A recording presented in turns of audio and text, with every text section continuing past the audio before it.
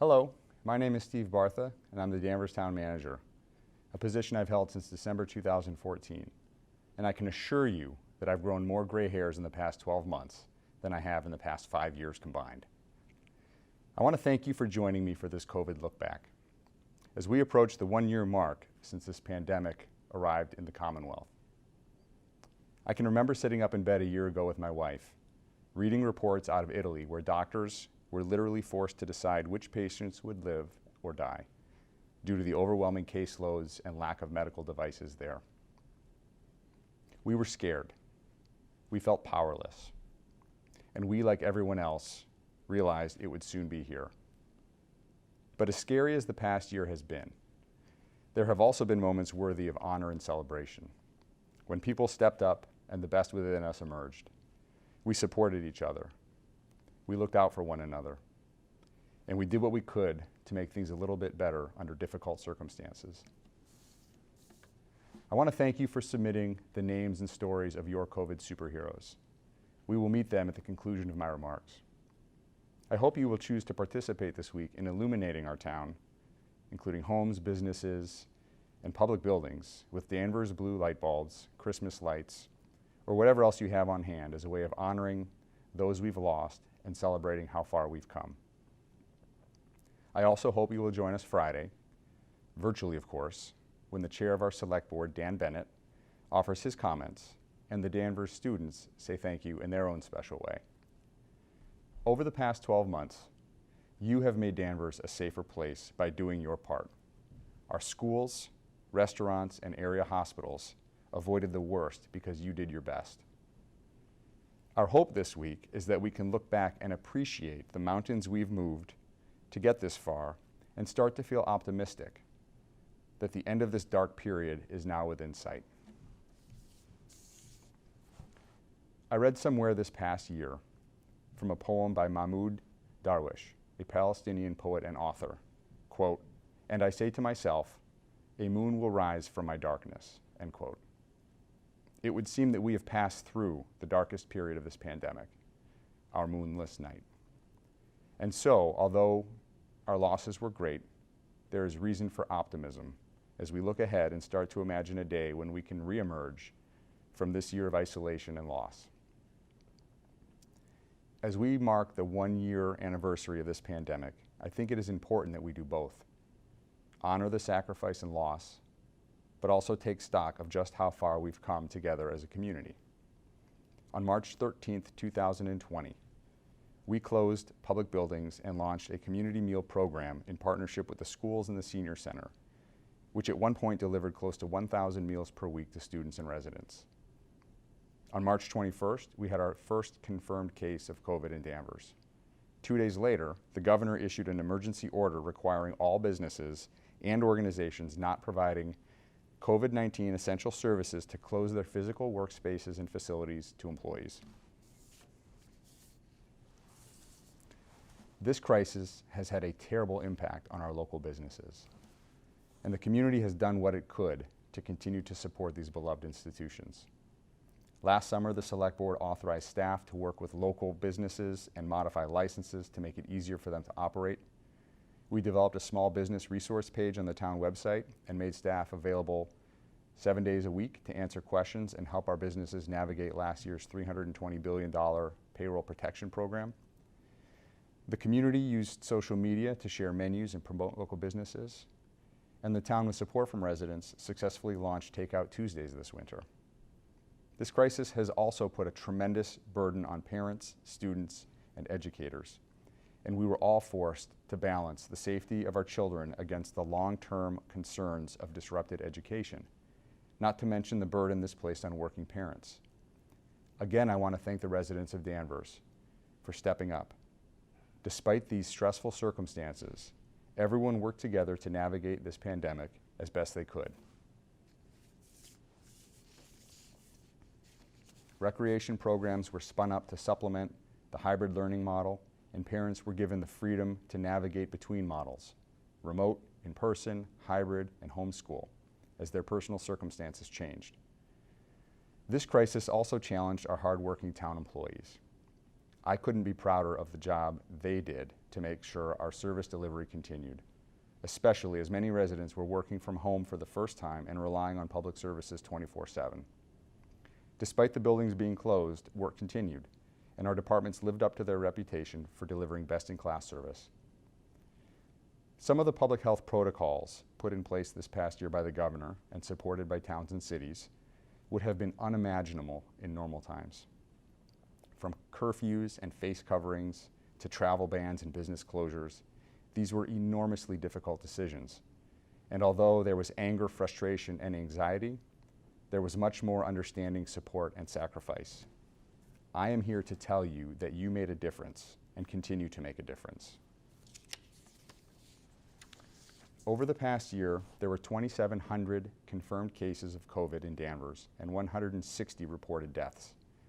These are staggering numbers, and almost all of us knew someone who became sick or worse this past year.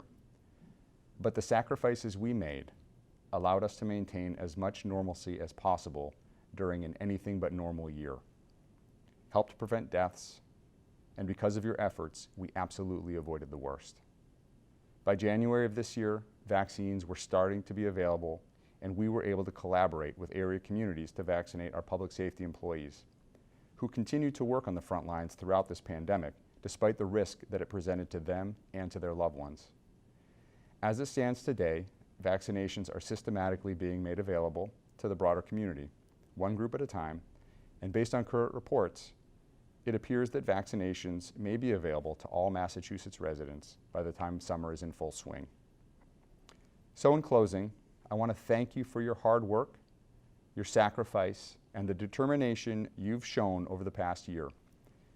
And I want to encourage you to stay focused as we get closer and closer to the ultimate goal, which is to turn the page on this dark chapter and start to feel a sense of optimism as we define what our new normal will look and feel like.